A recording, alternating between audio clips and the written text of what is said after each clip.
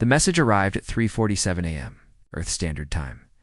It came through every communication channel humanity had ever built. Radio waves, satellite links, quantum relays, and even the old television frequencies that nobody used anymore. The aliens wanted to make sure everyone heard them. Admiral Kong Minho stood on the bridge of the orbital station Sianha, watching the message play on the main screen. The alien who spoke was tall and thin, with pale blue skin that looked almost transparent. Its eyes were large and black, like pools of ink. It called itself High Arbiter Velen of the Solari, and it spoke with the calm confidence of someone who had never known defeat. To the primitive species known as humans, the alien said, "The Galactic Empire has observed your world for 100 of your years. We have studied your violent nature, your constant wars, and your destruction of your own environment. The Council of 12 has reached a decision. Your species is a danger to galactic peace. You will surrender your world and accept relocation to labor colonies in the outer systems. You have 30 of your days to comply. Resistance will result in extermination." The message ended. The bridge was silent. Minho was 53 years old. He had served in 3 different wars on Earth before humanity even knew aliens existed. He had buried friends, lost his left eye to shrapnel, and watched cities burn. Nothing in his long career had prepared him for this moment. But as he stood there, looking at the frozen image of High Arbiter Velen on the screen, he felt something unexpected. He felt calm. "Get me a connection to the World Council," he said, "and someone wake up Dr. Yoon. She needs to see this." Dr. Yoon Sora arrived at the station 6 hours later. She was a small woman, with gray hair tied back in a simple knot. She had spent her entire life studying the possibility of alien life, and now that it had found humanity, she was not impressed. "They made a mistake," she said, after watching the message 3 times. "A very big mistake." Minho raised an eyebrow. "They have an empire spanning 1,000 star systems. They have technology we cannot even understand. What mistake could they possibly have made?" Sora smiled. It was not a happy smile. "They think they know what Earth is. They do not." She pulled up data on her tablet. Charts and graphs filled the screen, showing information about the 12 species of the Galactic Empire. Minho looked at the numbers but did not understand them at first. "The Solari evolved on a world called Veth Prime," Sora explained. "Constant temperature of 22 degrees. No seasons. Gravity at 0.7 Earth standard. No predators. No natural disasters. No deadly diseases. They live for 300 years because nothing on their world ever tried to kill them." She scrolled to another species. The Veth. Aquatic. Their ocean has no sharks, no jellyfish, no poisonous creatures of any kind. They have never experienced pain beyond a mild discomfort. Another scroll. The Korith. Their homeworld has one continent, no earthquakes, no volcanoes. Rain falls at exactly the same time every day.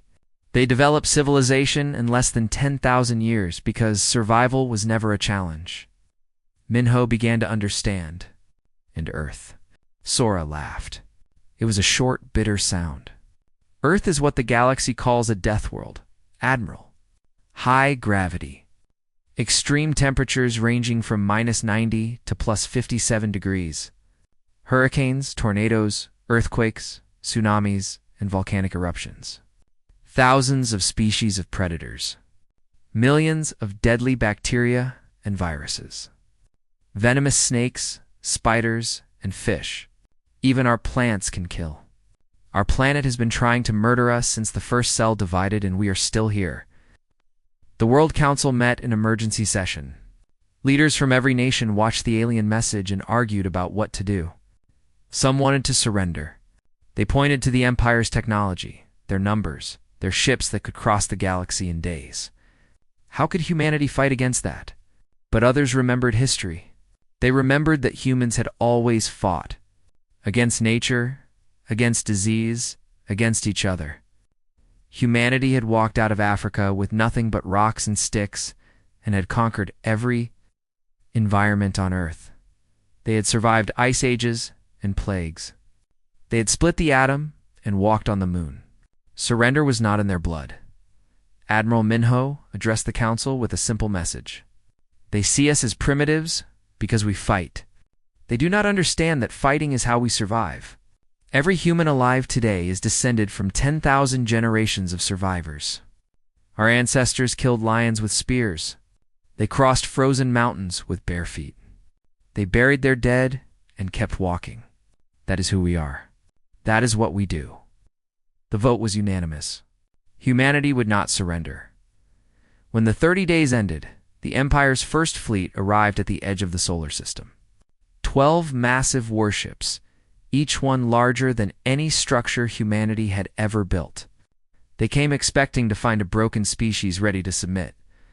They came expecting fear. Instead, they found the entire human fleet waiting for them. Small ships, primitive by galactic standards, but crewed by men and women who had never known a life without struggle. Pilots who had trained in centrifuges that would kill any Siluri. Soldiers who had survived diseases that would wipe out entire Vieth colonies. Engineers who had built machines in conditions that the Korath would consider impossible. Admiral Minho stood on the bridge of the carrier Baekdu, looking at the enemy fleet on his screen.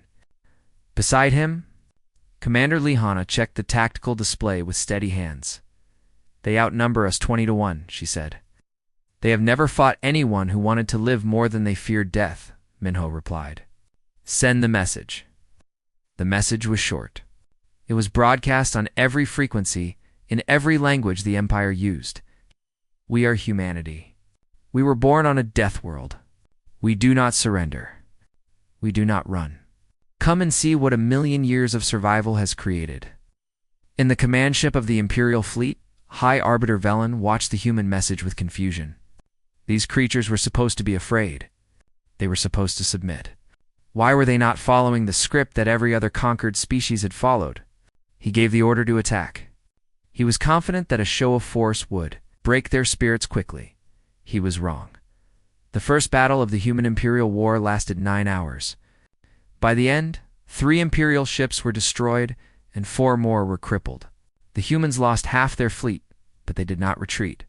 They fought until their ships were burning wrecks, and then they ejected into space and waited for rescue. Some of them survived in the vacuum for several minutes through sheer will. The Empire had never seen anything like it. They had conquered 100 species, and none of them had ever fought like this. None of them had ever refused to die. High Arbiter Velen sent a message back to the Council. His hands were shaking as he recorded it. We have made an error. These creatures are not what we expected. They are something else. Something dangerous. We need more ships. Many more ships. The war had only just begun. Fleet Lord Tessera had commanded the Imperial Navy for over 200 years. She was Veth, born in the warm oceans of a world where nothing hunted and nothing hurt. Her skin was soft and silver, her movements graceful and slow. She had never known violence until she joined the military, and even then, war had always been simple. Point ships at enemy. Fire weapons. Enemy surrenders. Move to next target. She arrived at Sol System with 40 warships, the largest fleet ever assembled against a single species. The Council had been clear. No more mistakes. No more surprises. Destroy the human military completely, then occupy the planet. Tessera studied the reports from the first battle as her fleet traveled through hyperspace. The numbers made no sense. Human ships were slower, weaker, and carried less firepower. They should have been destroyed in minutes. Instead, they had fought for hours and taken 3 Imperial ships with them. They do not follow standard engagement patterns, her tactical officer reported. They perform maneuvers that our computers predict would kill the pilots. But the pilots survive? How is that possible? Tessera asked. The officer had no answer. Lieutenant Beek Jia was 26 years old. She had grown up in Busan, a city built on hills beside a cold ocean. As a child, she had climbed those hills every day, building strength in her legs that would later save her life. She had joined the defense fleet because she wanted to see the stars. Now she was seeing them through the cockpit of a fighter that was older than she was. Facing enemies with technology centuries ahead of her own, Her squadron was assigned to defend the outer perimeter near Jupiter. 12 fighters against hundreds of Imperial interceptors? The odds were impossible. Gia did not care about odds. Remember your training, her squadron leader said over the radio. They cannot handle high G turns. Use that. The battle began at 0600 hours. Imperial interceptors swarmed toward the human fighters like silver insects. They flew in perfect formation, their movements coordinated by computers that calculated optimal attack vectors in milliseconds. Gia pushed her throttle forward and felt the acceleration press her into her seat. 7 Gs. 8, 9. Her vision narrowed to a tunnel, but she had trained for this. Her body knew how to squeeze blood back to her brain. She had done this 1,000 times in simulators and in real flight exercises. She turned hard, a maneuver that pulled 12 Gs for 3 seconds. Any Silori pilot would have blacked out instantly. Any Veth pilot would have died as their soft organs collapsed under the pressure. But Gia held on, her muscles straining, her teeth clenched. Her mind focused on one thing, the enemy ship in her sights. She fired. The Imperial interceptor exploded. Around her, the rest of her squadron was doing the same thing. They flew like madmen, performing turns and spins that the Imperial computers had classified as unsurvivable. One by one, enemy ships began to fall. On the surface of Mars Colony, Sergeant Park Do-won waited for the enemy to land. He was 34 years old, built like a stone wall, with scars on his hands from a decade of military service. His unit of 50 soldiers had been stationed on Mars for 2 years, getting used to the lower gravity and thin atmosphere. They were supposed to be scientists and engineers, not warriors. But every human learned to fight. It was part of their nature. The Imperial dropships came down near the colony's main dome. Do-won watched through his helmet's display as alien soldiers stepped onto Martian soil for the first time. They were Silori, tall and fragile, moving slowly in suits that protected them from the cold and radiation. "They look scared," one of his soldiers said. Do-won nodded. They should be. The Silori troops advanced toward the dome in careful formation. Their weapons were advanced, capable of firing plasma bolts that could melt through steel. But they moved like they had never been in a real fight. Their formation was too tight. Their attention was too focused forward. They did not watch their flanks. Do-won gave the signal. His soldiers came out of the rocks like ghosts. They had buried themselves in Martian sand hours ago, waiting in cold and darkness for this moment. The Silori did not see them until it was too late. The first shot took down an enemy officer. The second and third shots hit soldiers on either side. The formation broke apart as the Silori tried to find cover that did not exist. They fired back, but their movements were panicked, uncoordinated. Do-won ran toward them. Actually ran in the low Martian gravity, covering ground in huge leaping strides.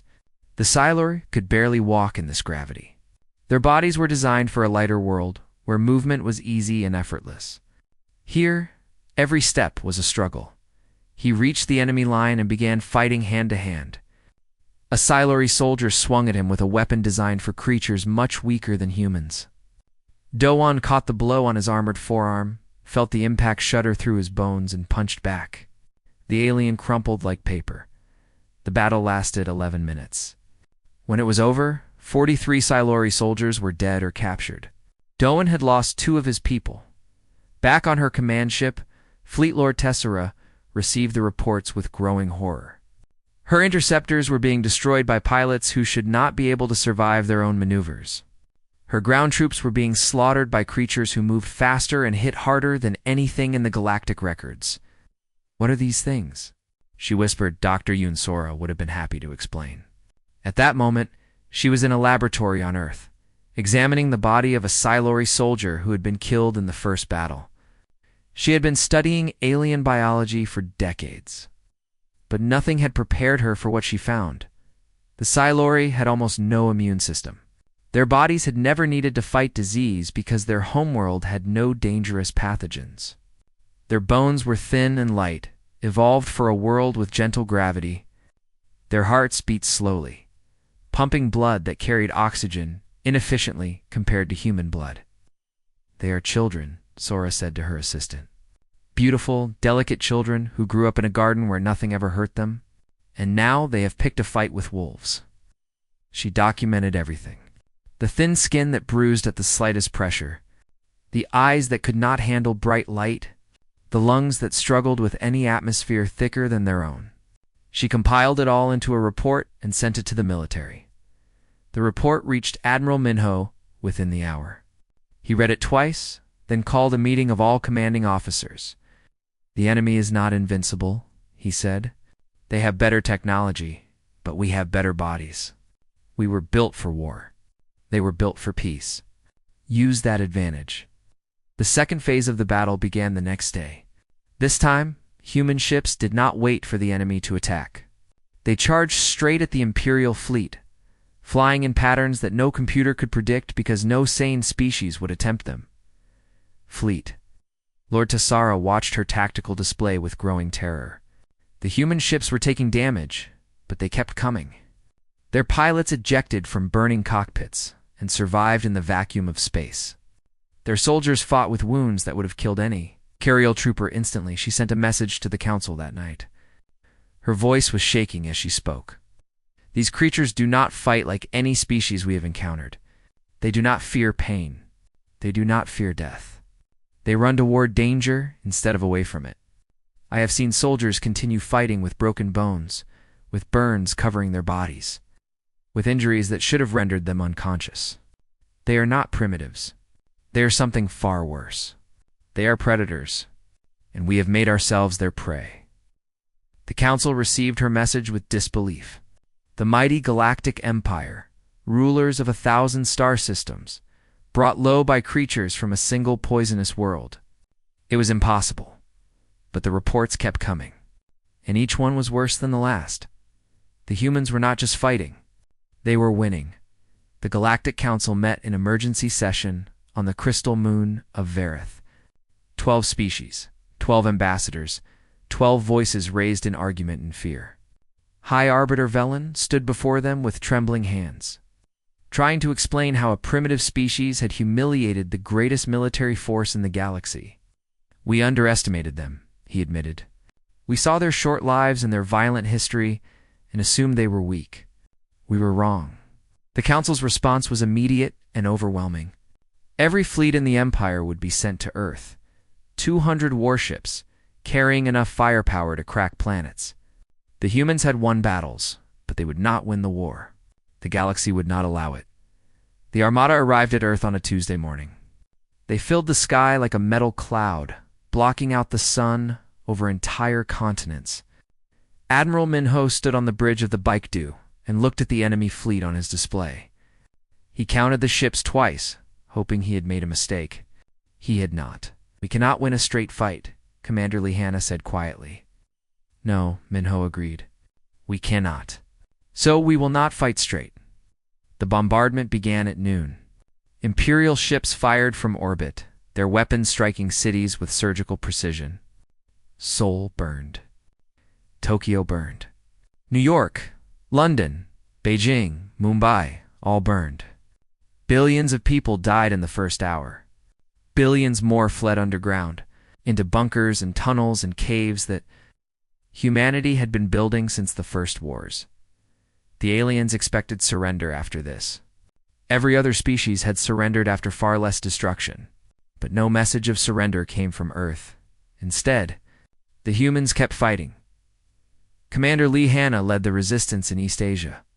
She was 41 years old, a career soldier who had survived 3 earthquakes, 2 tsunamis, and a childhood illness that should have killed her.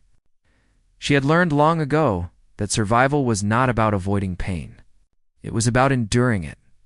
Her base was deep underground, in a network of tunnels that had been built during the old wars between human nations. The tunnels were cold and dark, but they were safe from orbital bombardment. She gathered survivors there, soldiers and civilians alike, and she trained them all. "The enemy cannot come down here," she told them. "Their bodies cannot handle our gravity for long.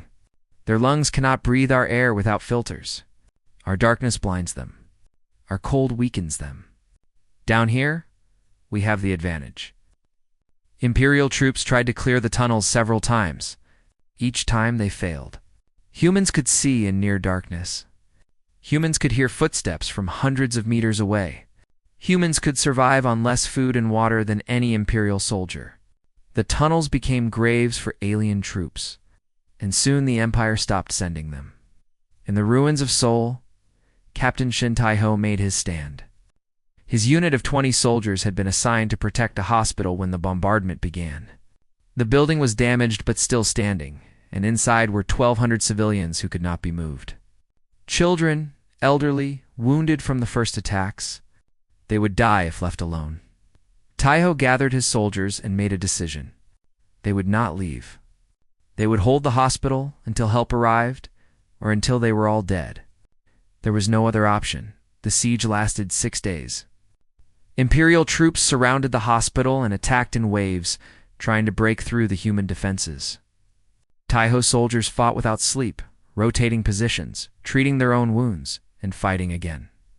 They ate emergency rations that the aliens would have considered poison. They drank water recycled from their own bodies. They kept fighting. On the 3rd day, Tai-ho took a plasma burn to his left arm. The wound was severe, blackened flesh and exposed bone. Any Imperial soldier would have collapsed from shock. Tai-ho wrapped the wound in bandages, took painkillers that would have killed a Psilor, and went back to fighting. On the 5th day, only 7 of his soldiers were still standing. They had run out of ammunition for their main weapons and were using captured alien guns, which were awkward and poorly balanced for human hands. They kept fighting anyway. On the 6th day, rescue arrived. A convoy of armored vehicles broke through the Imperial lines and reached the hospital. Tai-ho watched his people evacuate the civilians, counting them one by one. 1,217. Everyone had survived. He collapsed only after the last vehicle was gone.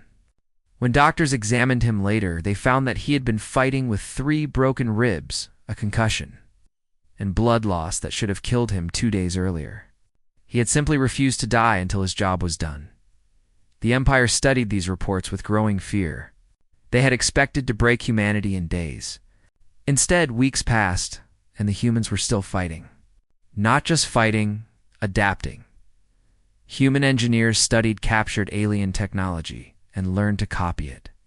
Within months, they were building their own plasma weapons, their own shield generators, their own faster-than-light communication devices. They did not just survive. They evolved. Dr. Yoon Sora documented the human response to the invasion from her bunker laboratory. She recorded soldiers fighting through injuries that no medical textbook said they should survive. She recorded civilians organizing rescue operations with efficiency that would take the Empire decades to match. She recorded humans sharing food, sharing shelter, sharing hope, even as their world burned around them. "This is what the aliens do not understand," she wrote in her journal. "We are social creatures. We evolved in groups, hunting together, protecting each other, dying for each other. When you attack one human, you attack all humans. When you threaten our families, you wake something very old and very dangerous inside us." She called it pack bonding, the ability of humans to form intense emotional connections with each other, connections that could override fear, override pain, override the basic instinct of self-preservation. A human would die for a stranger if that stranger was part of their group. It was irrational by galactic standards. It was also unstoppable. High Arbiter, Velen received a new report every day, and every day, the news was worse. The humans were not just holding their ground. They were pushing back. Small teams were capturing Imperial equipment, learning to use it, and turning it against their makers. He demanded, "How are they doing this? They have no military tradition in space. They have no experience with our technology. How are they adapting so quickly?" His advisors had no answer. They did not understand that humans had been adapting their entire existence. Ice ages, plagues, famines, floods. Humanity had faced extinction a dozen times and had always found a way to survive. This was just another disaster, another challenge, another obstacle to overcome. The turning point came on the 93rd day of the invasion. A team of human commandos infiltrated an Imperial command ship in orbit and captured its navigation database. The database contained maps of the entire empire, trade routes, military bases, population centers, everything. Admiral Minho received the data in his underground command center. He looked at the maps with tired eyes and began to smile. "We know where they live," he said. "Now we can bring the war to them." Commander Hannah stood beside him, studying the same maps. "They have 1,000 worlds. We have one, and it is burning. How can we possibly attack them?" Minho pointed to a cluster of symbols on the map. Supply lines. The Empire's military ran on materials shipped from dozens of manufacturing centers scattered across the galaxy. Cut those lines and their fleets would starve. "We do not have to destroy their worlds," he said. "We just have to make them afraid. They have never known fear. They have never known what it feels like to be hunted. We are going to teach them." That night, for the first time since the war began, the Empire did not attack Earth. They were too busy fortifying their own borders. The hunters had become the hunted. The first human ship to enter Imperial space was called the Ghost of Soul. It was small, barely larger than an old cargo shuttle. But it carried a crew of 12 Special Forces soldiers led by Major Cho Min-ji. Their mission was simple: strike fear into the heart of the Empire. Min-ji was 37 years old.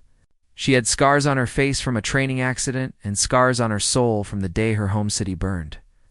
She had watched the Imperial bombardment from an underground bunker, listened to the screams above, and sworn an oath. She would make them pay. Every single one of them. The Ghost emerged from hyperspace near a Solori colony world called Bright Haven. It was a peaceful place. It was famous for its art and music, with a population that had never seen violence. The planetary defense grid detected the human ship and activated automatically. Alarms rang across the planet for the first time in centuries. Mingy did not attack the planet. She did not need to. Instead, she broadcast a message on every frequency. "People of Bright Haven, we are humanity. Your empire came to our world and killed billions of our people. They burned our cities and murdered our children. We could destroy your world in return. We have the weapons. We have the will. But we are not like your empire. We do not kill innocents. This time, we will only watch. Remember this moment. Remember that we could have destroyed you, and we chose mercy. Tell your leaders what you saw today." The Ghost disappeared back into hyperspace before the Silori fleet could respond. But the damage was done.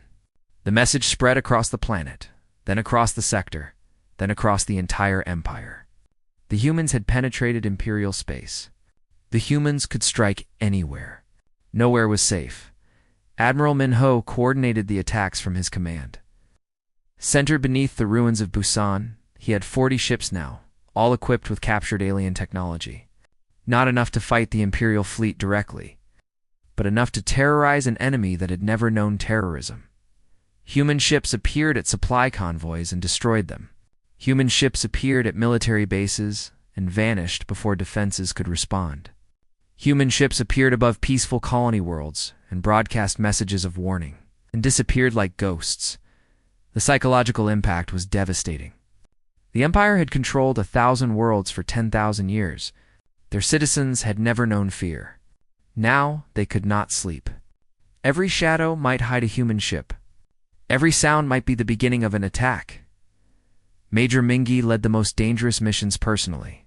Her team operated in environments that no Imperial soldier could survive. They raided outposts on frozen moons where the temperature dropped to -200 degrees. They attacked bases on volcanic worlds where the air was poison and the ground shook with earthquakes. They struck targets in radiation zones that would have killed any Silori in minutes. To Mingy, these places felt almost like home. Earth had deserts that could kill in hours, mountains that could freeze climbers solid, and oceans that could drown the unwary in seconds. Humans had evolved to survive hostile environments. The galaxy had nothing worse to offer than what they had already conquered. The Silori homeworld experienced its first blackout on the 200th day of the war. Human ships had destroyed the orbital power grid that supplied energy to the entire planet. No shots were fired at the surface. No one was killed. But for 12 hours, the most advanced civilization in the galaxy sat in darkness. helpless and afraid. When power was restored, they found a message waiting on every screen. It was from Dr. Yoon Sora, broadcast from a hidden location on Earth. "Citizens of the Empire," she said, her voice calm and clear, "your leaders told you that humans were primitives. They told you we were violent animals who needed to be controlled. They were half right.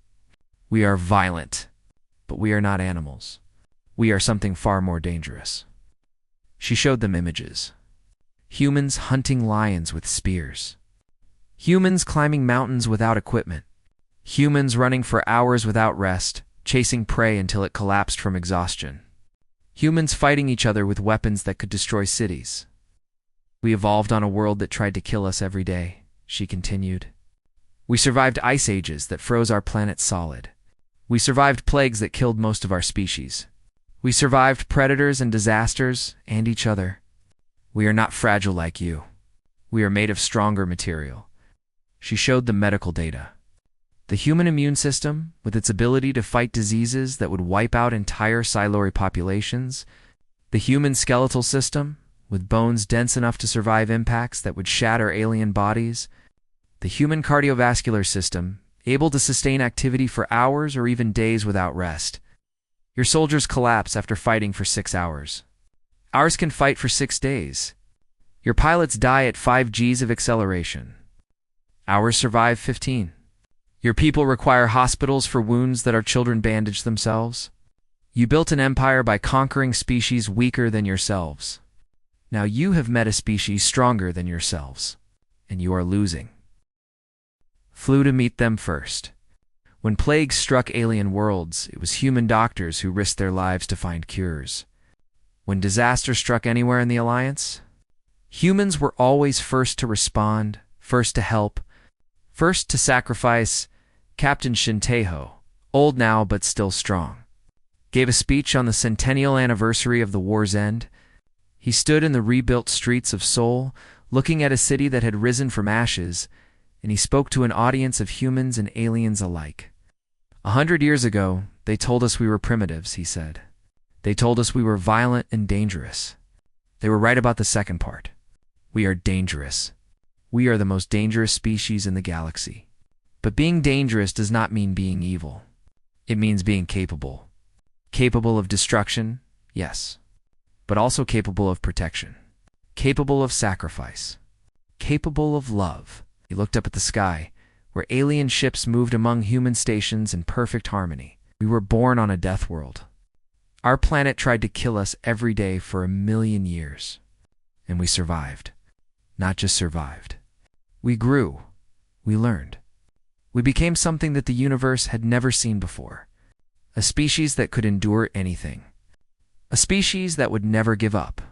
A species that would walk into the darkness and bring light with them.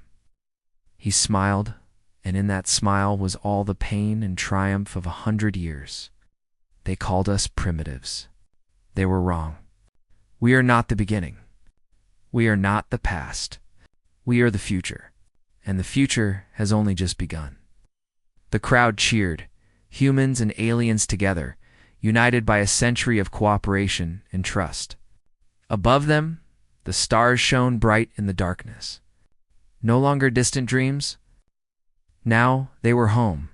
Humanity had found its place in the universe, not as conquerors, not as rulers, as guardians, as protectors, as the children of a death world who had turned their fury into hope, and somewhere, in the endless darkness between galaxies, new challenges waited. New threats to face, new battles to fight. Humanity would meet them all. They always had. They always would, because that was what survivors did. They survived. Flew to meet them first. When plagues struck alien worlds, it was human doctors who risked their lives to find cures. When disaster struck anywhere in the Alliance, humans were always first to respond, first to help, first to sacrifice. Captain Shin Tae-ho, old now but still strong, gave a speech on the centennial anniversary of the war's end. He stood in the rebuilt streets of Seoul, looking at a city that had risen from ashes, and he spoke to an audience of humans and aliens alike. 100 years ago, They told us we were primitives, he said. They told us we were violent and dangerous. They were right about the second part. We are dangerous. We are the most dangerous species in the galaxy. But being dangerous does not mean being evil. It means being capable. Capable of destruction, yes, but also capable of protection. Capable of sacrifice. Capable of love. He looked up at the sky, where alien ships moved among human stations in perfect harmony. We were born on a death world. Our planet tried to kill us every day for 1,000,000 years. And we survived. Not just survived. We grew. We learned. We became something that the universe had never seen before. A species that could endure anything. A species that would never give up. A species that would walk into the darkness and bring light with them. He smiled, and in that smile was all the pain and triumph of 100 years. They called us primitives. They were wrong. We are not the beginning. We are not the past. We are the future, and the future has only just begun. The crowd cheered, humans and aliens together, united by a century of cooperation and trust. Above them, the stars shone bright in the darkness. No longer distant dreams. Now they were home. Humanity had found its place in the universe, not as conquerors, not as rulers, as guardians, as protectors, as the children of a death world who had turned their fury into hope, and somewhere, in the endless darkness between galaxies, new challenges waited, new threats to face, new battles to fight. Humanity would meet them all. They always had. They always would, because that was what survivors did. They survived.